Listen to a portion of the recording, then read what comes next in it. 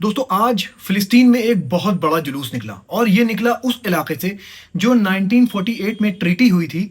उस ट्रीटी के जो टेरिटरी के लोग थे वो निकले आज बहुत बड़ी तादाद में फिलिस्तीन से और उनका एक ही मुद्दा था कि इजराइल में जो गुनहगार हैं इजराइल के उनको सजा दी जाए।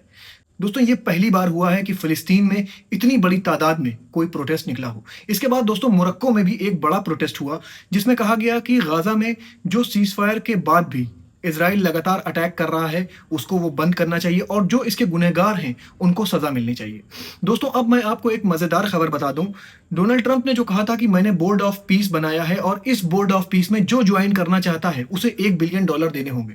दोस्तों इस पर रशिया रेडी हो गया है। रशिया ने कहा है कि यूरोपियन यूनियन ने जो मेरा पैसा फ्रीज कर रखा है उस फ्रीज एसेट्स में से हम लोग $1 बिलियन गाजा को रीबिल्ड करने के लिए देना चाहते हैं। और जब ये बात रिपोर्टर्स ने डोनाल्ड ट्रंप से पूछी तो डोनाल्ड ट्रंप ने कहा क्या ये बात सच है?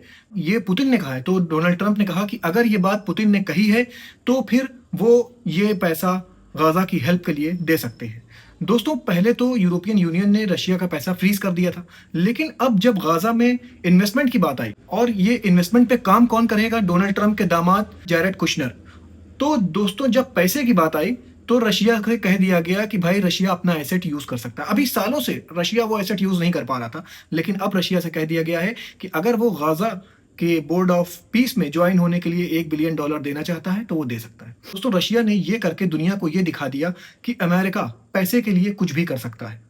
दोस्तों अब मैं न्यूज आपको ईरान की बता दूं। डोनाल्ड ट्रंप ने ईरान को एक नई वार्निंग जारी करते हुए कहा है कि हमारा वॉर करियर, जिसके बारे में मैंने आपको बताया था, अब्राहम लिंकन वॉर करियर जो है जिसके ऊपर सारे जंगी जहाज होते हैं, उसके अंदर डिस्ट्रॉयर्स होते हैं, वो अब गल्फ ऑफ ओमान पहुंच चुका है। उन्होंने कहा कि हम ईरान को बहुत करीब से देख रहे हैं और हम चीजों को एनालाइज कर रहे हैं और हमारे पास दोनों ऑप्शन है, डिप्लोमेटिक ऑप्शन भी है और वॉर का ऑप्शन भी है।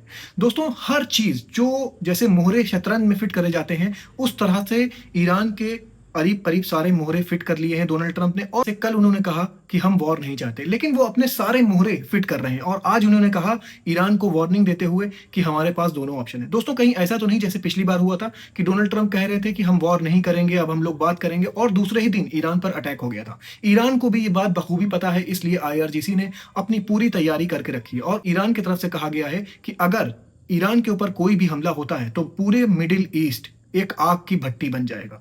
दोस्तों इस आग की भट्टी में सबसे पहले झुलसने वाला जो कंट्री होगा वो होगा इजराइल, क्योंकि ईरान ने साफ कह दिया है अगर हमारे ऊपर हमला होता है तो हम सबसे पहला हमला करेंगे इजराइल के ऊपर।